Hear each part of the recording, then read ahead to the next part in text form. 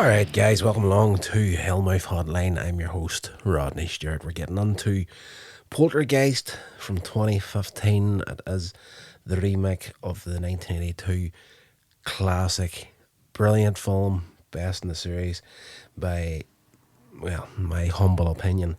Yes, so this one was let me see, it stars Sam Rockwell, Rosemary DeWitt, Jared Harris and Jane Adams, and follows a family who arrive in their new home and begin experiencing paranormal occurrences, just like the first one. This was produced by Sam Raimi, so he had a hand in it. But yeah, that's about as far as it goes, I think. So Eric and Amy Bowen, they're this married couple. They want to buy this house for themselves and their 3 children.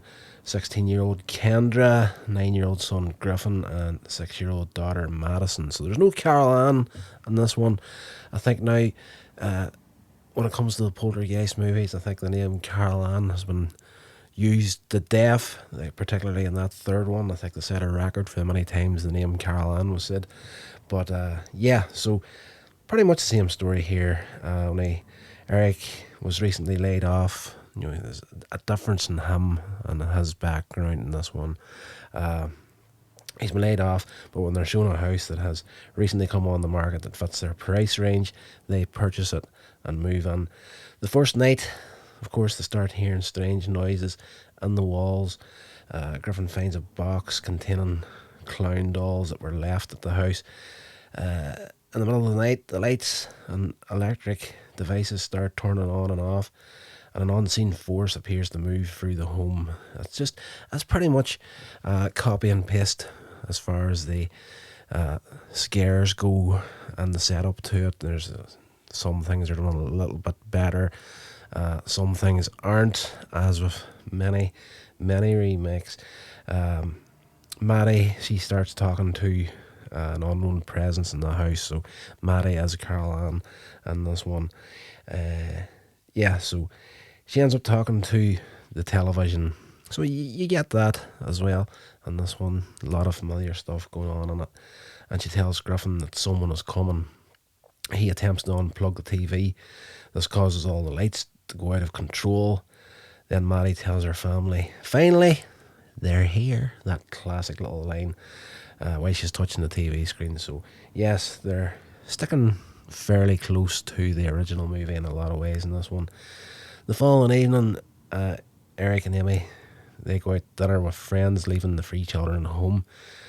They learn that the house was built on an old cemetery. So that comes out very swiftly in this movie. Of course, we found that out in the other movies as well. But, you know, it just seemed like in ways they were just trying to jump through the pieces of the story that they needed to get out, you know, and they're just, you know, of course, they're doing a remake, they want to do it in a slightly different way. So they find out about the house being built in an old cemetery by one of their friends while they're out at this dinner. So yeah, the property developer was supposed to have relocated the human remains, but apparently they just moved the headstones, but the bodies are still there. So they find this out. They come back home. Kendra wakes up to a strange noise in the laundry room. While she's investigating the noise, the floor cracks and a corpse's hand emerges and it begins pulling at her foot. But she manages to get herself up. Meanwhile, Griffin notices the clown dolls seem to be moving by themselves.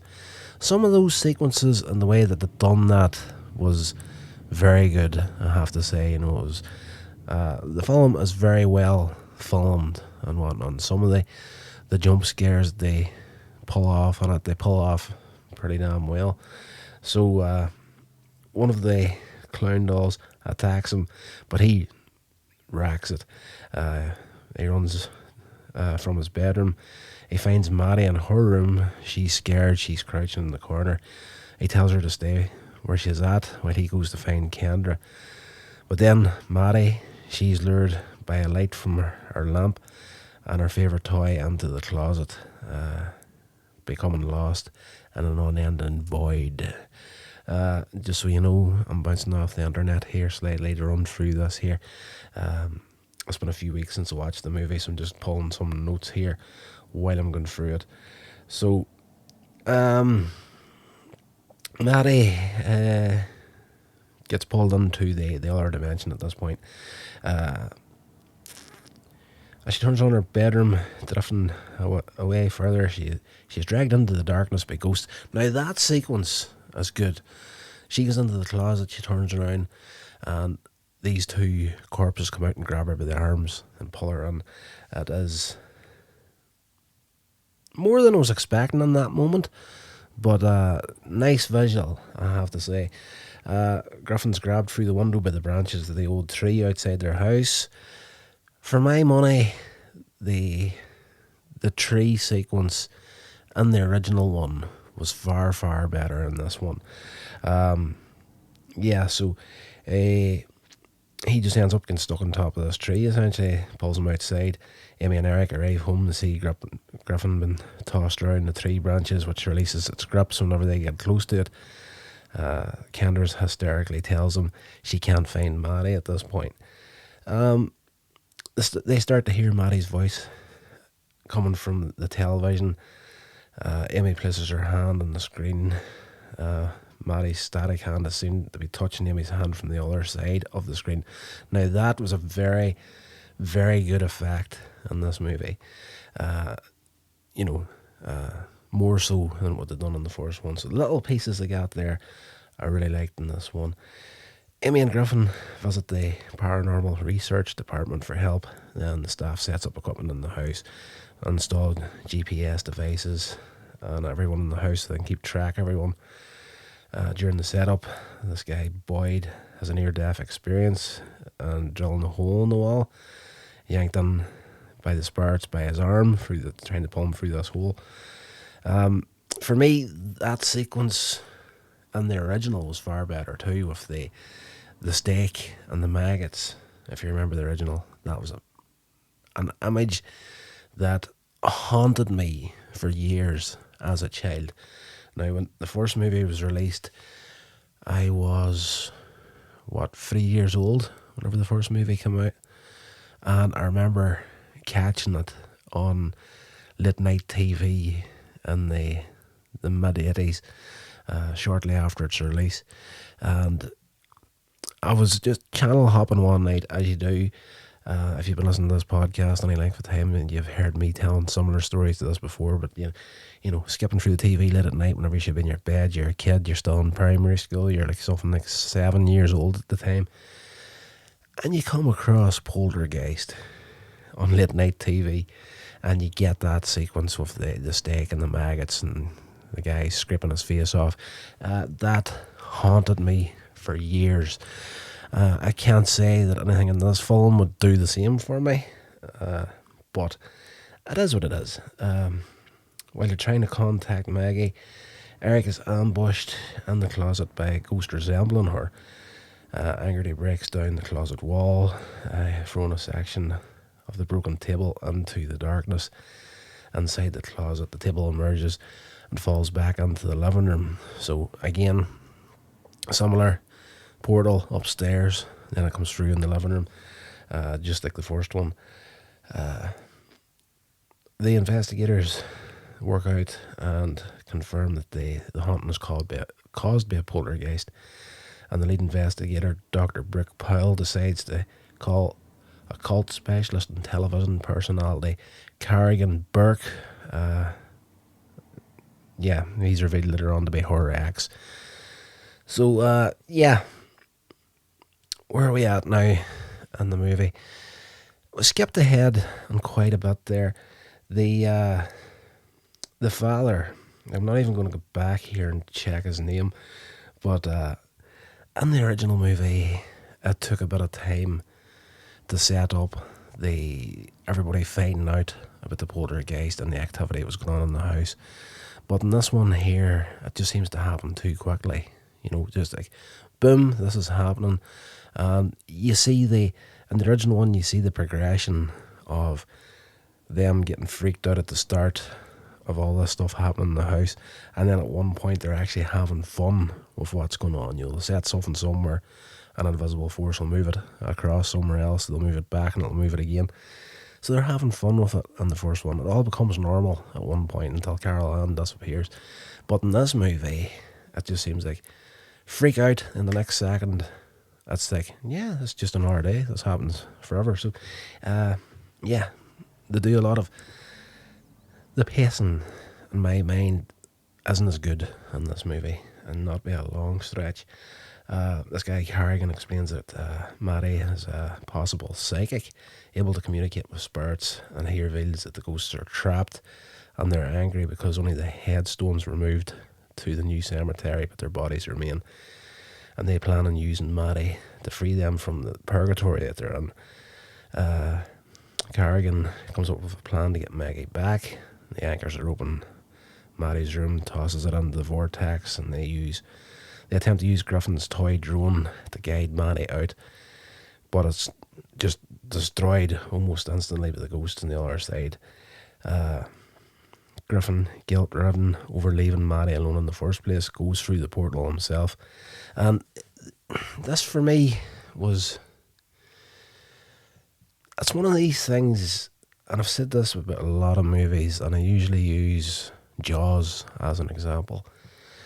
Jaws is a fairly scary movie because you don't see much of the shark throughout the whole movie. It's just what you don't see ends up scaring you more than you do see. This is one of the tips that you get as an indie filmmaker if you're going to be doing something like horror and you've got no budget whatsoever, is to set something up that plants the idea in the viewer's head of what this evil thing might be, and their imagination will make a better villain or ghost or poltergeist than what you could ever put on TV or on a screen. But in saying that, now it was interesting to see how they had done the other side in this movie. When Griffin goes through to try and get hold of his sister, you see the house from the other side's perspective, a bit like the Upside Down and what's his face, Stranger Things on Netflix. Everything's the same, just messed up.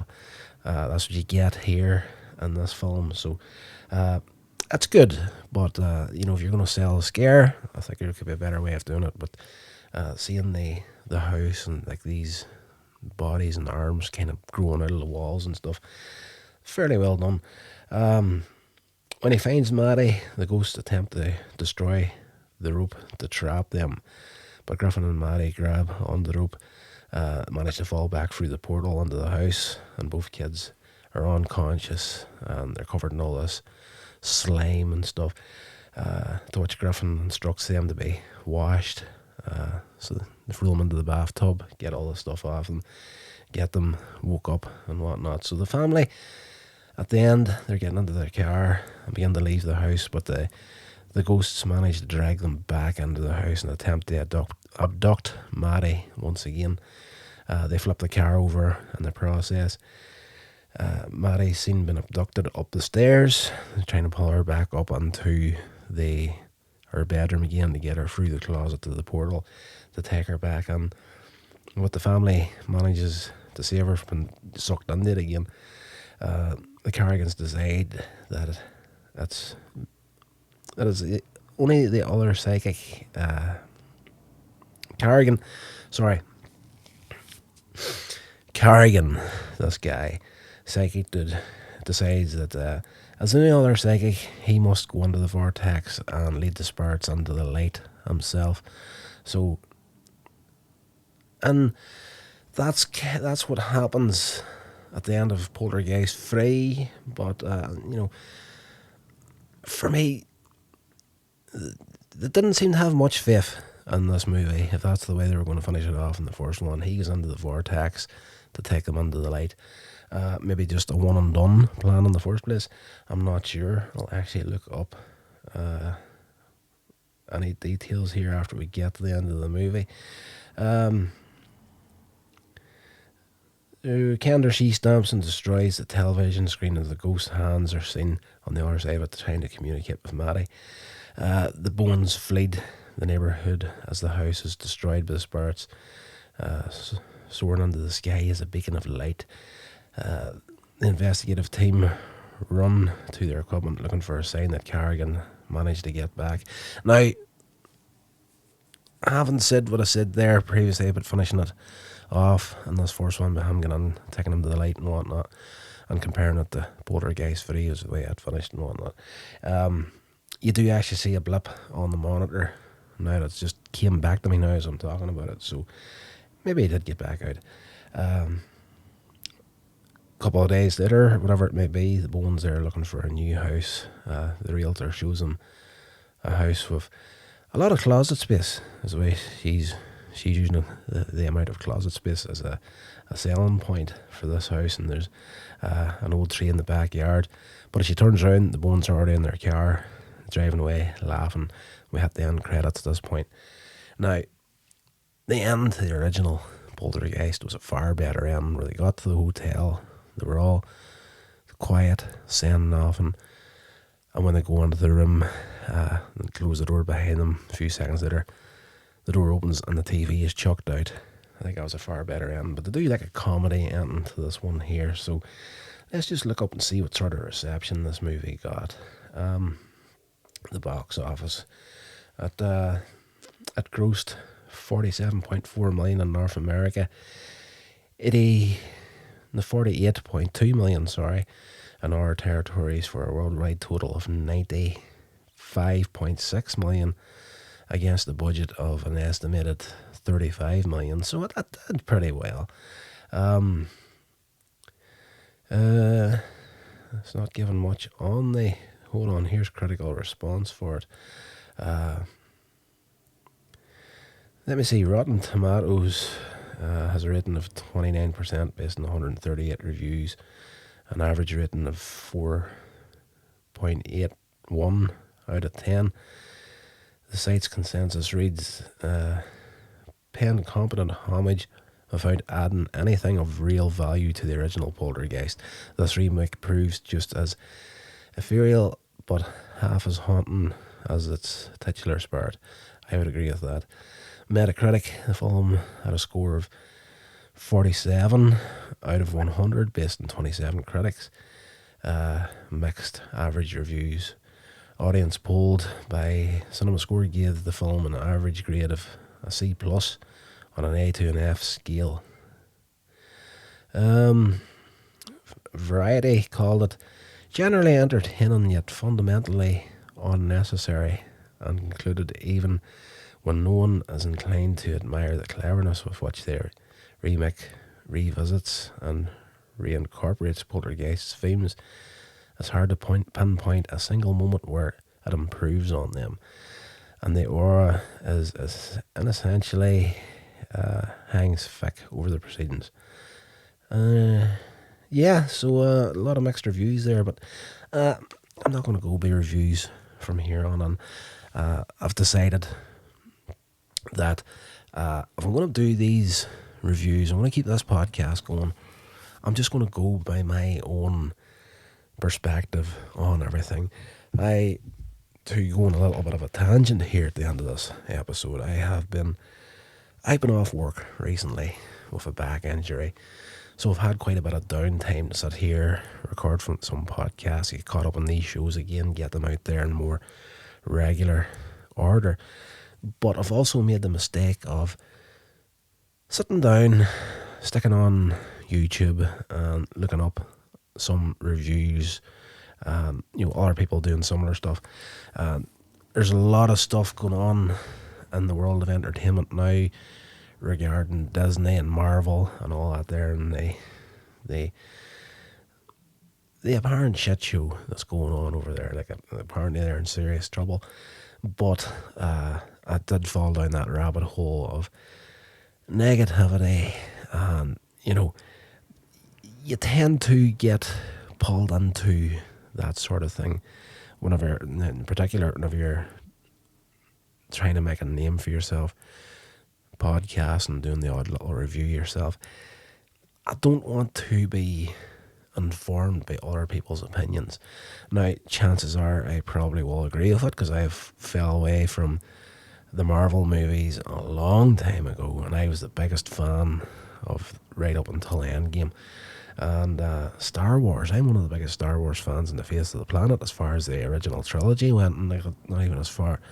Like the prequel trilogy, loved them too, not so much as the original trilogy, but that third set of films was not good.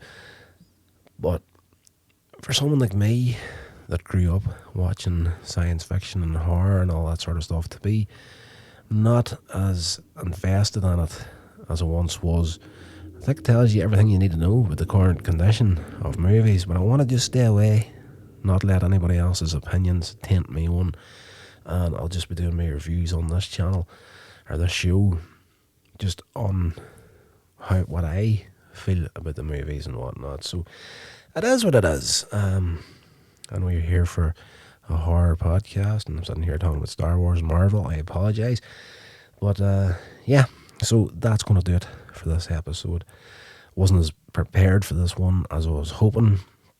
The last viewing of this version of Poltergeist was well over a month and a half now, so it was just like I needed to bounce off some notes there just to refresh myself on some of the things that was happening in there, because one of the things that I use as a tester to how good a movie is what I call the social media test. And that is, I sit down to watch a movie and I usually have my phone sitting just beside me. Now, if I can sit and watch a movie or a TV show, whatever it may be, and I can get through an entire episode without looking at the phone, fantastic. That's doing something right.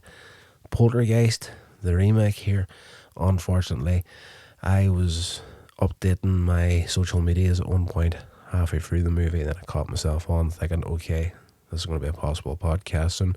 I'll have to rewind this and watch that last 5 minutes again because it was on Twitter or X, whatever you want to call it, or Facebook, updating stuff. But yeah, then just mindlessly scrolling Instagram. So it failed miserably on the social media test. So yeah, that's going to do it, guys. And if you love this movie, more power to you.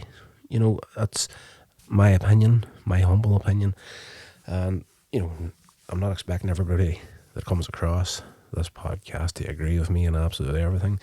That would make for a very boring life. But if you love this movie, hands down, you're right and I'm wrong.